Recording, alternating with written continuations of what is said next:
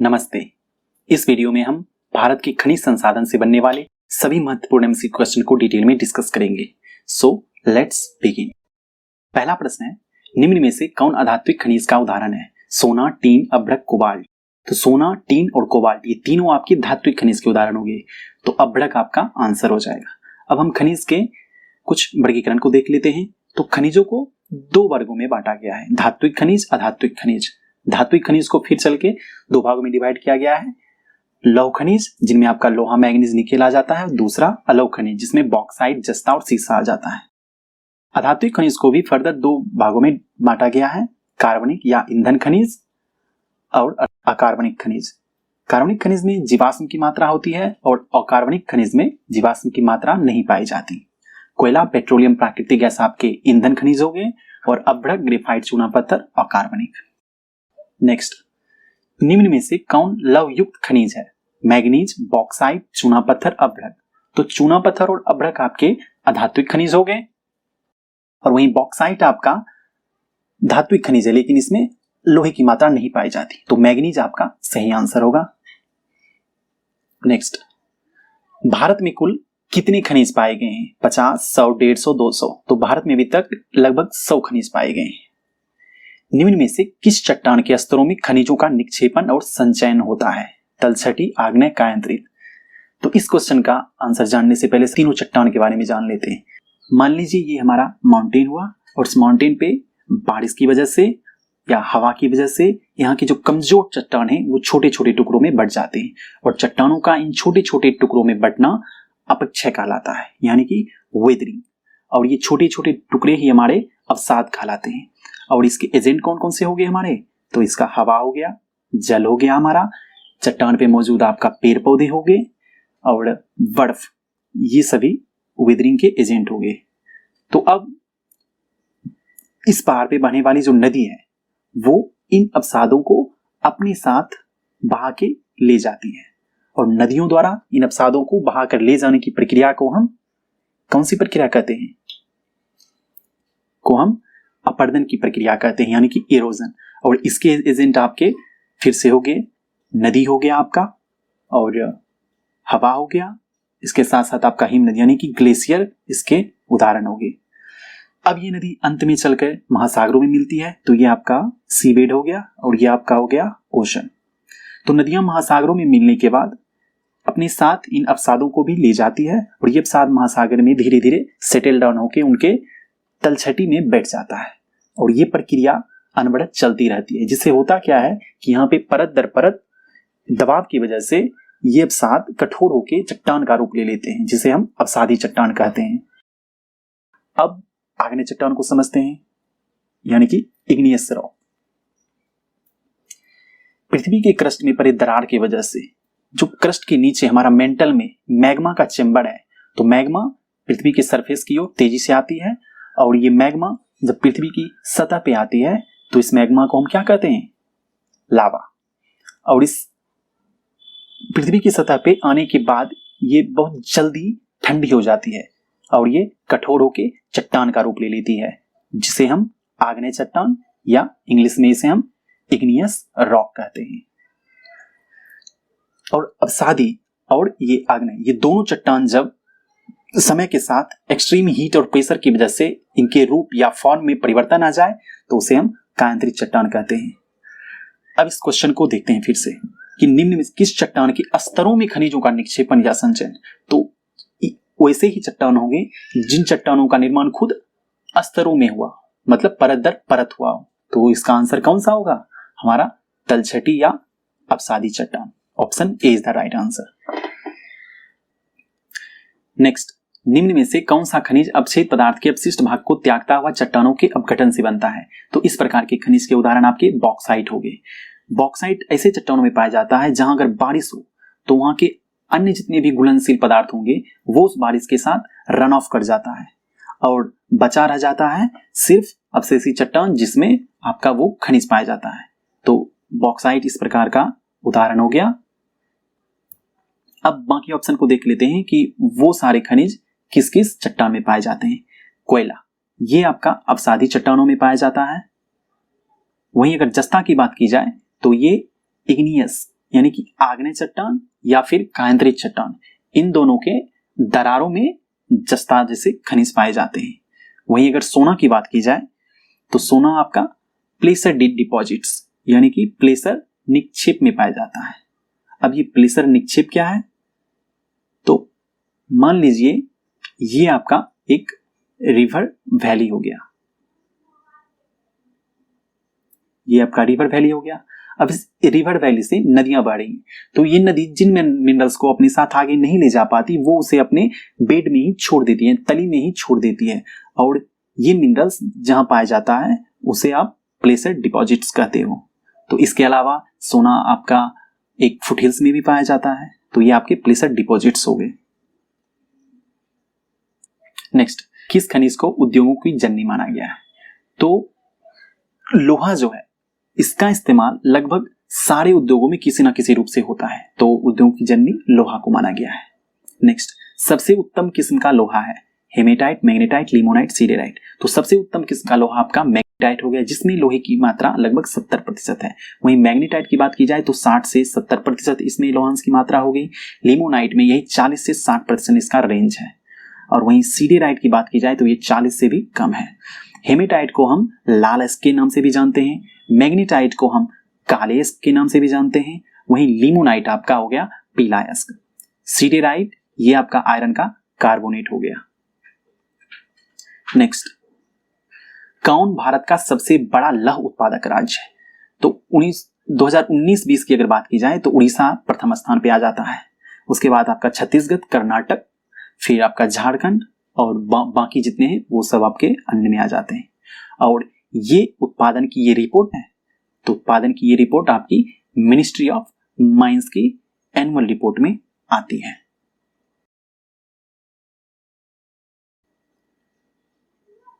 Next, Bharat सबसे ज्यादा लोहा किस देश को निर्यात करता है? तो भारत अपने उत्पादन का लगभग 25% भाग एक्सपोर्ट कर देता है, और इस 25% में भी 75% भाग जो है वो सिर्फ जापान को निर्यात किया जाता है। तो जापान इसका आंसर हो जाएगा।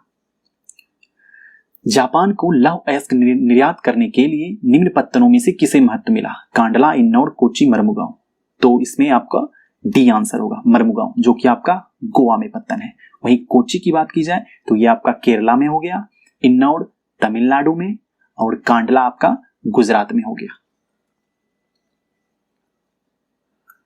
इनके अलावा हम भारत के कुछ महत्वपूर्ण बंदरगाह को देख लेते हैं। तो भारत में अभी लगभग 13 मेजर पोर्ट्स हैं। तो चलिए इन्हें मैप पे देखते हैं, पूर्व से शुरुआत करते हैं। तो वेस्ट बंगाल में आपका हो गया कोलकाता और हल्दिया। वहीं इससे नीचे थोड़ा आइए तो यहाँ उड़ीसा का पारादीप हो गया, और इससे नीचे आंध्र प्रदेश में आपका विशाखापत्तनम हो गया। वहीं तमिलनाडु की अगर बात की जाए तो इकलौता स्टेट जहां पे 3 मेजर पोर्ट्स हैं, इन्नौर, चेन्नई और तूतीकोरिन। वहीं केरल की अगर बात की जाए तो केरल में आपका कोच्चि हो गया, उसके ऊपर आपका मैंगलोर हो गया कर्नाटक में, मर्मुगांव गोवा में, जवाहरलाल नेहरू और मुंबई आपका महाराष्ट्र में, और बाकी कांडला जो बचा वो गुजरात में। आपके ये 13 मेजर पोर्ट्स हो गए। लौह अयस्क का बैलाडीला क्षेत्र से निर्यात किस बंदरगाह से होता है? पारादीप, काकीनाडा, विशाखापत्तनम, हल्दिया। तो देखिए ये रहा आपका छत्तीसगढ़ में स्थित बैलाडीला का क्षेत्र।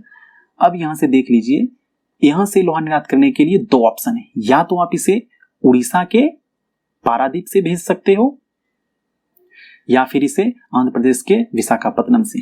तो सबसे नजदीक की दूरी हमारी विशाखापत्तनम हो गई, तो क्यों हम पारादीप से भेजेंगे?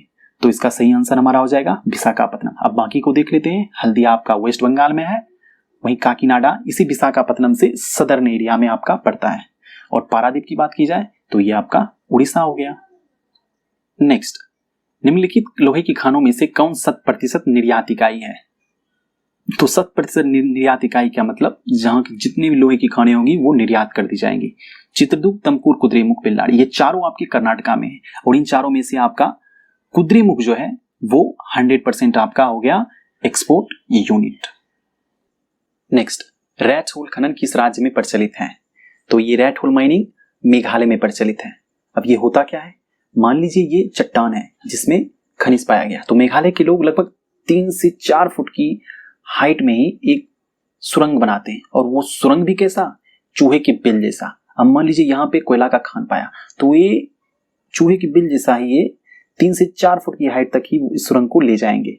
और इसमें माइनिंग के लिए अक्सर इस्तेमाल किनका किया जाता है, तो माइनिंग के लिए अक्सर इसमें बच्चों का इस्तेमाल किया जाता है, क्योंकि उनकी हाइट कम होती है बड़ों की अपेक्षा, तो उन्हें ज्यादा सुविधा होती है।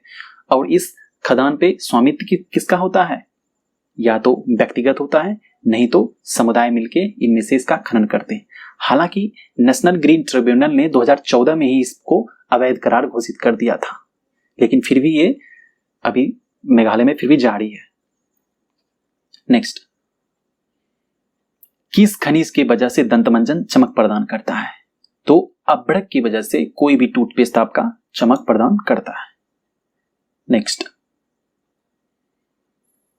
टाइटेनियम ऑक्साइड जिससे दंतमंजन सफेद बनाए जाते हैं, किस खनिज से प्राप्त होता है, रूटाइल, इल्मेनाइट, एनाटाइट, इनमें से सभी।